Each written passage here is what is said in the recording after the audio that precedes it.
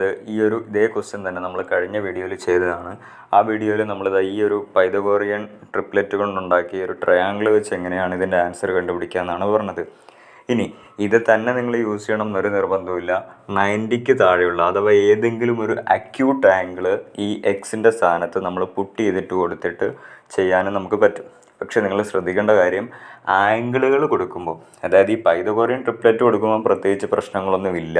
ഈ ട്രയാങ്കിൾ വെച്ച് നിങ്ങൾ ചെയ്യുമ്പോൾ പ്രത്യേകിച്ച് പ്രശ്നങ്ങളില്ല. പക്ഷേ ആംഗിളാണ് നിങ്ങൾ ഇട്ട് കൊടുക്കുന്നത് എങ്കിൽ, 90ക്ക് താഴെയുള്ള ഏതെങ്കിലും ഒരു ആംഗിളാണ് നിങ്ങൾ ഇട്ട് കൊടുക്കുന്നതെങ്കിൽ അവിടെ നമ്മൾ ചെയ്യുന്ന സമയത്ത് ഇൻഡിറ്റർമിനേറ്റ് ഫോം, ഓക്കെ, ഡിനോമിനേറ്ററിൽ 0 വരിക, പിന്നെ 1/∞ ഫോമൊക്കെ, അതൊക്കെ അങ്ങനെയുള്ള ഒരുപാട് ഇൻഡിറ്റർമിനേറ്റ് ഫോമുകളുണ്ട്. ആ ഒരു രീതിയിലേക്കൊന്നും വരാതിരിക്കാനായിട്ട് എന്ത് ചെയ്യണം, നിങ്ങൾ സൂക്ഷിക്കണം. അപ്പോൾ ആംഗിൾ കൊടുക്കുമ്പോൾ ശ്രദ്ധിക്കേണ്ട കാര്യമാണിത്. പൈതഗോറിയൻ ട്രിപ്ലെറ്റ് ആണെങ്കിൽ ആ ഒരു വിഷമം നമുക്കുണ്ടാകാറില്ല. ഓക്കെ, അപ്പോൾ ഇവിടെ 90ക്ക് താഴെയുള്ള ഏതെങ്കിലും ഒരു വാല്യൂ നമുക്ക് ഇട്ട് കൊടുക്കാം എക്സിന്. ഇവിടെ ഇപ്പോൾ ഞാൻ എക്സിന് 30 ഡിഗ്രി കൊടുക്കുന്നു എന്ന് വിചാരിക്കുക. എക്സിന് 30 ഡിഗ്രി കൊടുത്താൽ നമ്മുടെ ക്വസ്റ്റ്യൻ എങ്ങനെയായിരുന്നു? നമ്മുടെ ക്വസ്റ്റ്യൻ്റെ വാല്യൂ എത്ര വരും? √1 + sin 30. sin 30 എന്ന് പറഞ്ഞാൽ എത്രയാണ്? 1/2. സോ √1 + 1/2 / 1 - 1/2 എന്ന് പറഞ്ഞാൽ എന്ത് വരും? 1 + 1/2 എന്ന് പറഞ്ഞാൽ 3/2 അല്ലേ?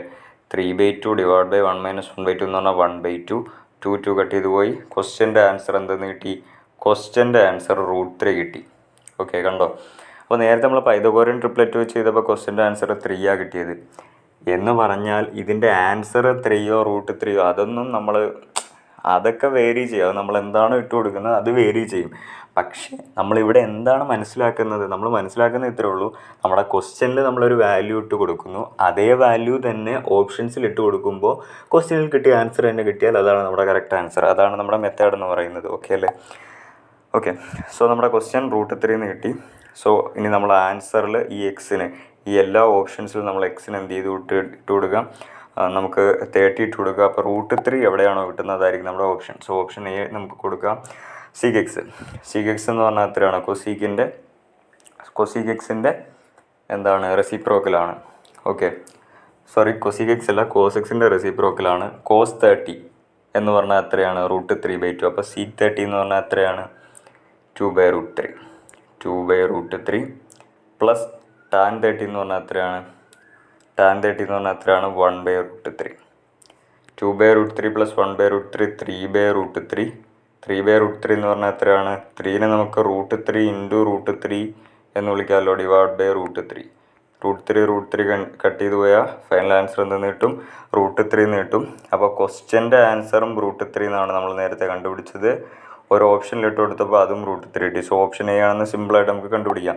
ഇനി നിങ്ങൾ ശ്രദ്ധിച്ചേ, ഓപ്ഷൻ എയിൽ നിങ്ങൾ എക്സിന് 30 ഡിഗ്രി ഇട്ട് കൊടുത്തു. അപ്പോൾ നിങ്ങൾക്ക് നമ്മുടെ ക്വസ്റ്റ്യനിൽ കിട്ടിയത് √3 എന്നാണ്. അത് √3 നിങ്ങൾക്ക് കിട്ടിയില്ല. ഇപ്പോൾ ഫോർ എക്സാമ്പിൾ നിങ്ങൾക്ക് √5 എന്നാണ് കിട്ടിയെന്ന് വിചാരിക്കും. ഞാൻ ചുമ്മാ എക്സാമ്പിൾ പറയുന്നതാണ്.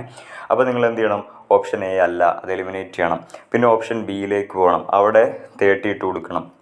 30 ഇട്ട് കൊടുക്കുമ്പോൾ അവിടെയും നമുക്ക് √3 കിട്ടിയില്ലെങ്കിൽ അതും എലിമിനേറ്റ് ചെയ്യുക. ഓപ്ഷൻ സിയിൽ പോയപ്പോൾ നിങ്ങൾക്ക് എക്സിന് 30 ഡിഗ്രി ഇട്ട് കൊടുത്തപ്പോൾ √3 കിട്ടി. അങ്ങനെയാണ് നിങ്ങളുടെ ആൻസർ 30 ആയിരിക്കും. ഇതുപോലെ തന്നെയാണ് പൈതഗോറിയൻ ട്രിപ്ലെറ്റ്. ഇതിപ്പോൾ ഓപ്ഷൻ എയിൽ ഇട്ട് കൊടുത്തപ്പോഴേ നമുക്ക് ആൻസർ കിട്ടി.